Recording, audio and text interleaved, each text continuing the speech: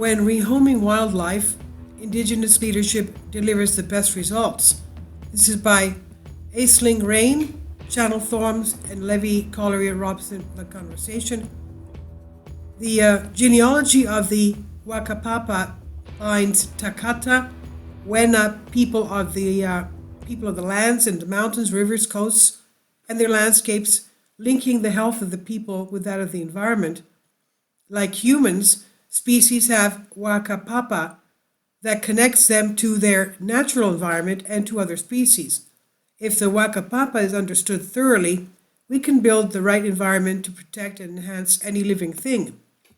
These are the words of Manawi Ramsden, Tribal Affiliations to Kati Huakai Kai Tahu, co-author of the new work in which it's shown that centering Indigenous people knowledge and practices achieves better results for wildlife translocations, moving plants and animals to establish new populations or strengthening existing ones can help species recover and make ecosystems more resilient.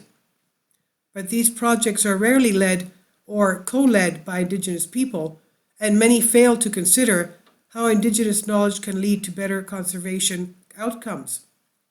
We argue that now, more than ever, we need transformative change that brings together diverse ways of understanding and seeing to restore ecosystems as well as cultural practices and language.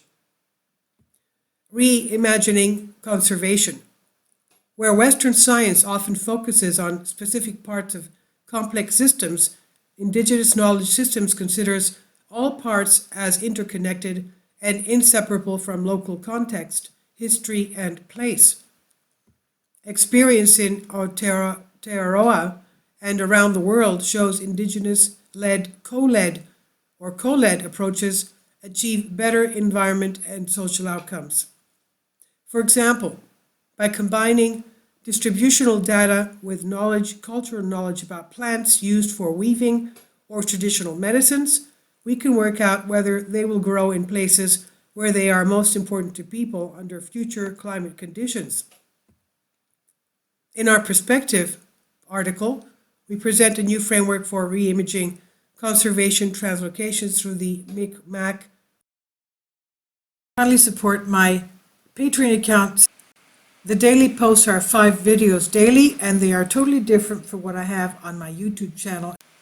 Thank you so much for your support and that you find all my content so interesting. You'll find the Patreon account details in the description box. The Micmac are the first peoples of Canada, principle of Etwap Murk, or two-eyed seeing. In the words of Micmac elder Dr. Albert Marshall, two-eyed seeing is, quote, learning to see from one eye with the strengths of indigenous knowledges and ways of knowing, and from the other eye with the strengths of Western knowledges and ways of knowing, and learning to use both these eyes together for the benefit of all, he says. At the center of his framework lies genuine partnership built on mutual trust and respect and collective decision-making, and this approach can be extended to local contexts around the world. Two-eyed seeing case studies.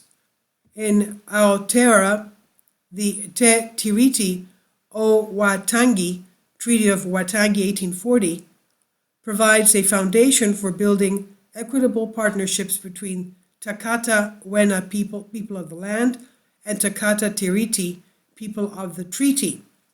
For us, as a team of the Maori and non-Maori researchers and practitioners, two-eyed seeing means centering Mataraka Maori Indigenous knowledge systems. Together with 2 conservative trusts, Te Nohuaka o Tukianu, I'm sure I'm not saying that properly, and Te Koaka o Tuhuatara, we have been working to develop strategies to restore native wildlife at 2 wetlands in the South Island.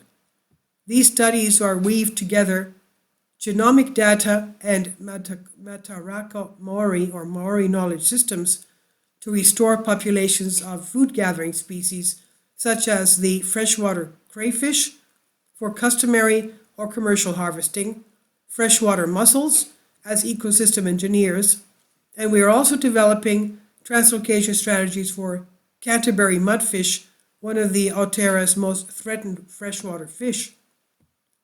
Where ecological data is scarce in Western science, such as for many native freshwater fish and invertebrates, past management of those species, for example, translocating along ancestral trails, can inform whether and how we mix different populations together today. For some species, such as the kowaro, there has been little consideration as to how the knowledge held by the local tribes and subtribes can enhance conservation translocation outcomes. Better conservation translocation outcomes? The biodiversity crisis calls on all of us to work together at the interface of Indigenous knowledge systems and Western science at the coastal park of Te Nohuaka o Tukiau.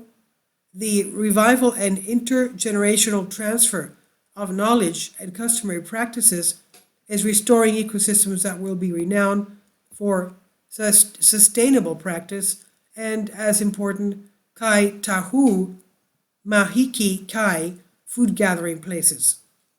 We contend that centering Indigenous people, values, and knowledge through Indigenous governance or genuine co-governance will enhance conservation translocation outcomes elsewhere, particularly for our most threatened and least prioritized species. This was from the Conversations Creative Commons on phys.org. Please leave your comments and thank you for your support.